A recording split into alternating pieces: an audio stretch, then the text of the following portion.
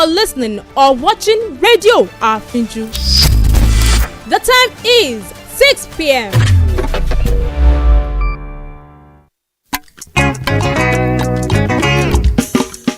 Ẹ bá mi pè o.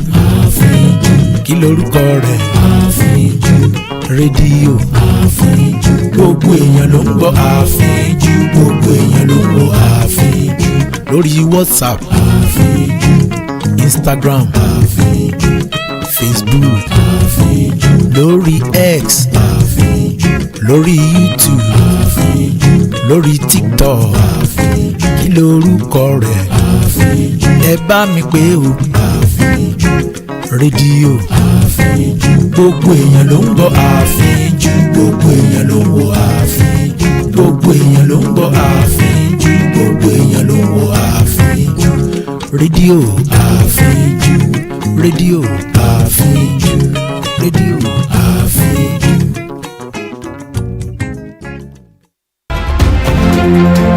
This is the world news on Radio Afinju.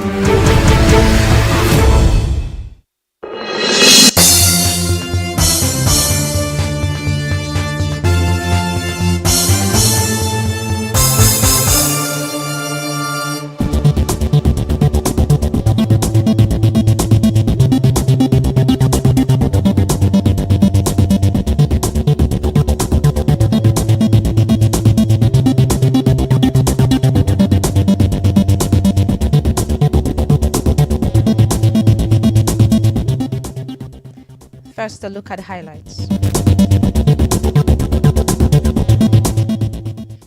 Tinubu backs Afrima 2025 as federal government inaugurates local organizing committee. Ballot counting begins as Lagos decides at grassroots. U.S. State Department starts firing workers in Trump's shakeup of diplomatic corps.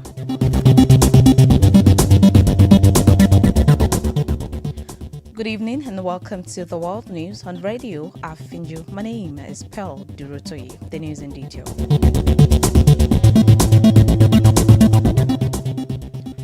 President Bola Tinubu has officially backed and endorsed the 2025 edition of All Africa Music Awards, Afrima, which will take place in Lagos from November 25th to November 30th.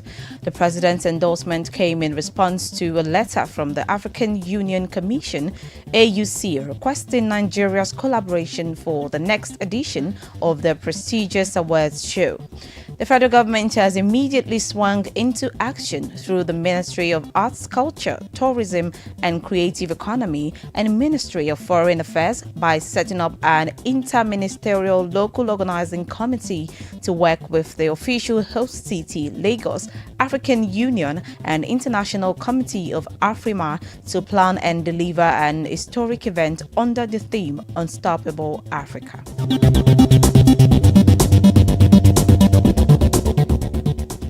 Vote counting has now commenced as the 2025 local government elections wind down across Lagos State. Earlier, the state governor, Babajide Sanwo-Olu, alongside his wife, Ibijoke, Speaker of the Lagos State House of Assembly, Mudashiru Obasa, Olajide Adediran, popularly known as Jandor, among others, participated in the state's local government and councillorship elections. During the election, some residents in the Kosi Shari area of Kosofe local government expressed frustration over their inability to participate, citing lack of voter cards and inadequate information about the process. In several polling units within Iba local council development area of Lagos State, electoral officials and prospective voters were reportedly seen waiting for electoral materials, with the delayed arrival of materials leaving officials who arrived hours before visibly fatigued and frustrated. Lagos State conducted its local government elections to pick chairmen and councillors for the 20 local government areas of the coastal state, which lasted 6 hours from 9 a.m. to 3 p.m. as directed by the electoral umpire, the Lagos State Independent Electoral Commission, LASIEC. According to the Lagos State Independent Electoral Commission, Chairman Bola Okikiolu Igile, who spoke with newsmen, no political party was restrained from participating in the elections. However, the new Nigeria People's Party (NNPP) has stated it did not field candidates in the local government council election, citing limited options available to the party at the time as reason, adding that the decision was regrettably but necessary.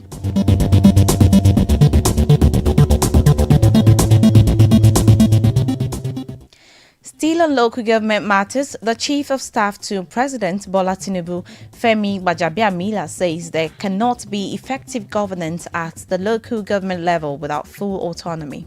Speaking to journalists after casting his ballots in the Lagos State local government elections in Surulere, he stated his view on the implementation of the LG autonomy ruling by the Supreme Court exactly 1 year ago. Gbajabiamila says it is a work in progress and it would be perfected with time. The Chief of Staff further said the ruling was welcomed by everybody, adding that it is the execution and implementation of the ruling that they are still trying to work out. The ruling was something that was welcomed by everybody throughout the length and breadth of Nigeria. It's the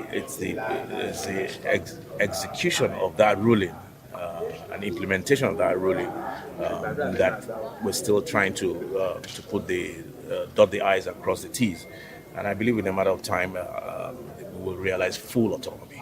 There cannot be effective governance without full autonomy, and that's what we're working towards. The Supreme Court has made a pronouncement. The Supreme Court is the supreme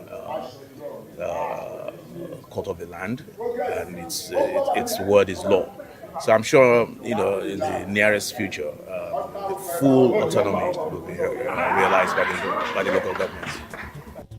Supreme Court in July 2024 had granted autonomy to all the 774 local government areas in the country following a suit filed by the federal government through the Minister of Justice and Attorney General of the Federation, but the judgment is yet to be fully implemented. The Senate had, after the judgment last year, asked state and local governments to immediately comply with the Supreme Court's judgment, particularly relating to local government accounts and the funds given directly to them.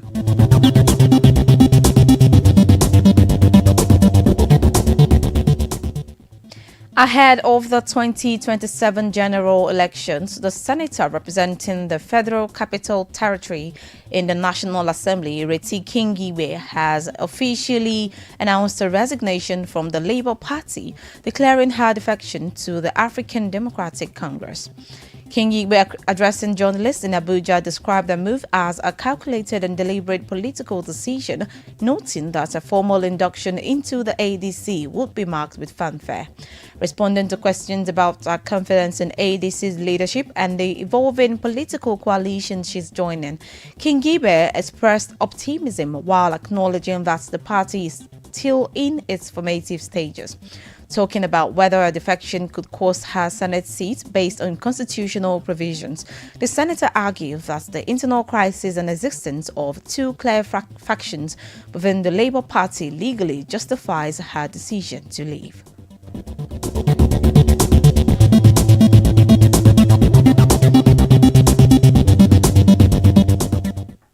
The Chief of Defence Staff, Christopher Musa, has announced the establishment of Sector 4 of Operation Hadinkai in Mubi, Adamawa, in a bid to sustain counter-terrorism in the northeast. According to a statement by the Director, Defense Information, Tukur Gusau, in Abuja, the CDS made the announcement during an operational visit to the state and an interface with Governor Amadu Fintiri. The CDS said his visit was aimed at assessing the operational readiness of troops and identifying areas that required additional support. Musa identified poverty and illiteracy as major drivers of insecurity, pointing out that vulnerable populations were more easily recruited into insurgent groups.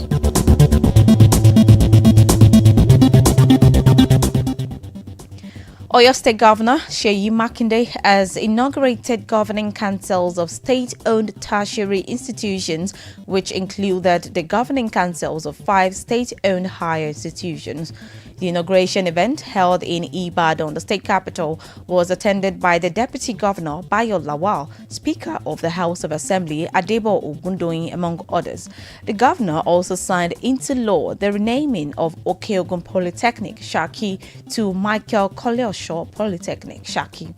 Makinde, while addressing the gathering, reiterated his administration's commitment to upholding quality and excellence in state-owned tertiary institutions, maintaining that his administration will continue to provide necessary support to the institutions.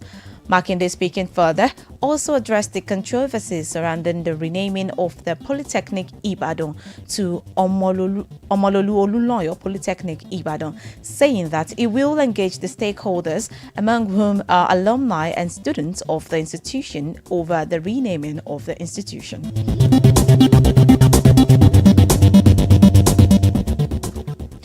Kwara State Police Command has arrested 6 suspects allegedly involved in the recent kidnappings of a petrol dealer, Abbas Daninho, and his manager, Abubakar Issa, in the Lafiaji area of Edu local government of Kwara State. The State Commissioner of Police, Adekimi Ojo, made the announcement while briefing journalists on the breakthroughs recorded by the State Police Command in the onslaught against criminals in the state, revealing the suspects to be Umar Mohammed, Aliyu Usman, Sidi Sagari, Jamal Isa, Shehu Ibrahim, and Lawal Umar. Abbas Daninho and his manager, Abubakar Issa, were abducted on May 10, 2025 at the Ndeji Axis close to Bubu community in Edu local government area. The abductors had reportedly collected a ransom of 100 million naira before the release of the 2 victims. The police commissioner said all 6 suspects were duly profiled and have since been charged to court as investigations continue to track down the fleeing ringleader identified as Tambaya and other members of the network.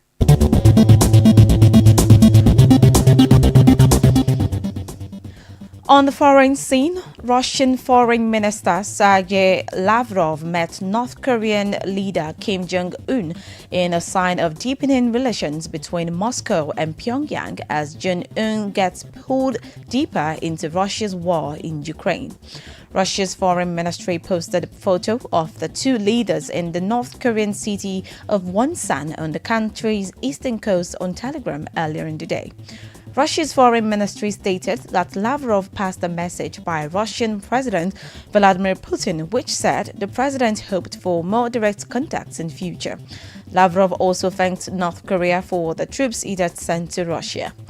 Relations between the 2 countries deepened during the conflict in Ukraine, where thousands of North Korean troops were deployed during the months-long campaign to oust Ukrainian forces from Russia's Kursk region, while Pyongyang has also supplied Russia with munitions. Lavrov, who arrived in North Korea on Friday for the start of a 3-day visit from Malaysian capital Kuala Lumpur following the ASEAN Foreign Ministers meeting, also met with the North Korean counterpart Choi Sun-hui in Wonsan.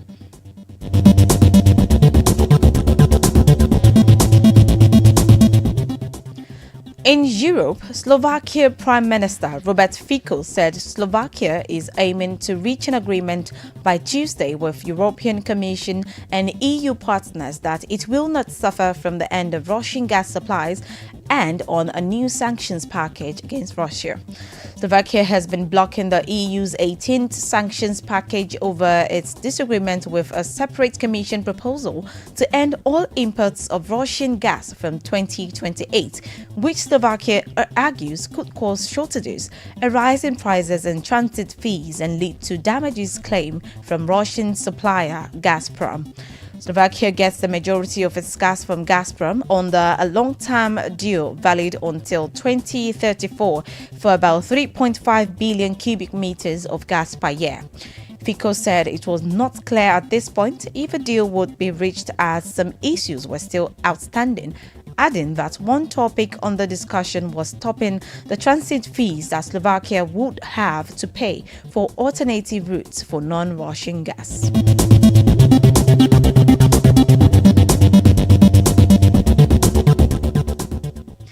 In the Americas, as the administration of President Donald Trump presses ahead with a first-time repair of its diplomatic corps, the State Department began firing more than 1,350 U.S.-based employees, a move critics say will undermine U.S. ability to defend and promote U.S. interests abroad.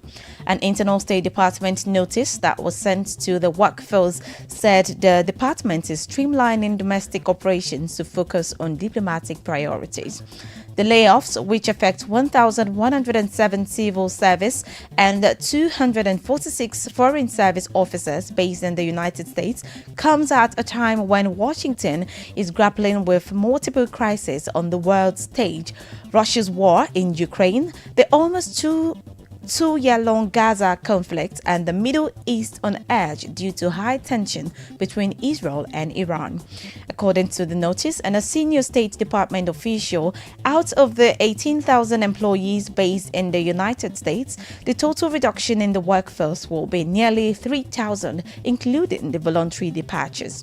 The move is the first step of a restructuring that Trump has sought to ensure U.S. foreign policy is aligned with his America First agenda.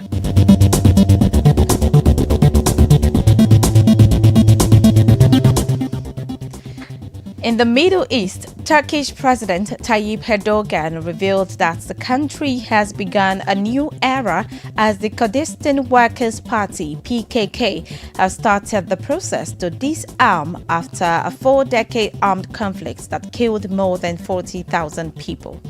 In an address to his party, Justice and Development (AKP), Erdogan said the plague of terrorism has entered the process of ending, adding that a new page is opened in history. In a cave in Sulaymaniyah in northern Iraq on Friday, 30 PKK members burned their weapons, marking a hugely symbolic step towards ending their armed campaign against Turkey. During the ceremony, senior PKK figure Bese Hozat read out a statement at the Jasana cave in the town of Dokan, northwest of Sulaymaniyah in the Kurdish region of Iraq's north, announcing the group's decision to disarm as a step of goodwill and determination.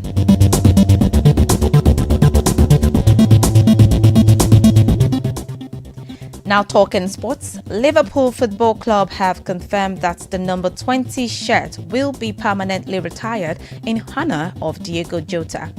A statement from the club stated that the number 20 shirt retirement applies to the club at all levels, including men's first team, women's team, and all academy sides. It was gathered that Liverpool came to the decision after consulting with Jota's wife, Ruth, and other members of his family. The tribute marks the first time Liverpool have retired a player's number throughout their 133-year history, as they honor the lives of Jota and his brother, Andre Silva, who were killed in a car crash in Spain on July 3rd.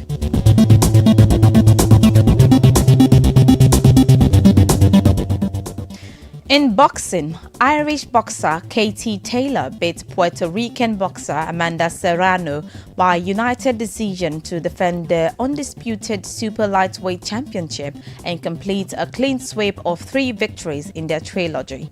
After their 10-round clash for the WBO, WBC, IBF and WBA 140 LB titles at Madison Square Garden, Taylor was declared winner by scores of 97 to 93 on 2 of the judges' card, while the third had them even at 95 to 95. It was the third straight close contest between the two after Taylor won a split decision in their first bout and a narrow unanimous victory in the second.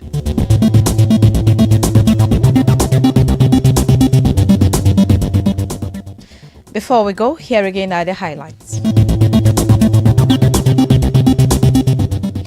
President Bola Tinubu has officially backed and endorsed the 2025 edition of All Africa Music Awards, AFRIMA, which will take place in Lagos from November 25th to November 30th. Vote counting has commenced as the 2025 local government elections wind down across Lagos State.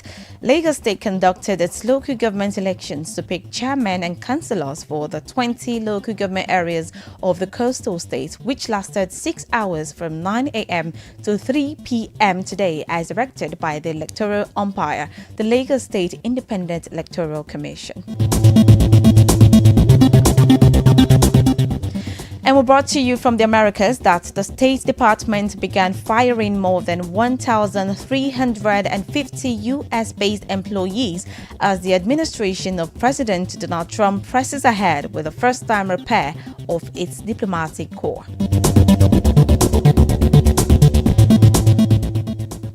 That was the world news on Radio Afinju. To view our channel, please follow Radio Afinju on Facebook, X, and YouTube. The news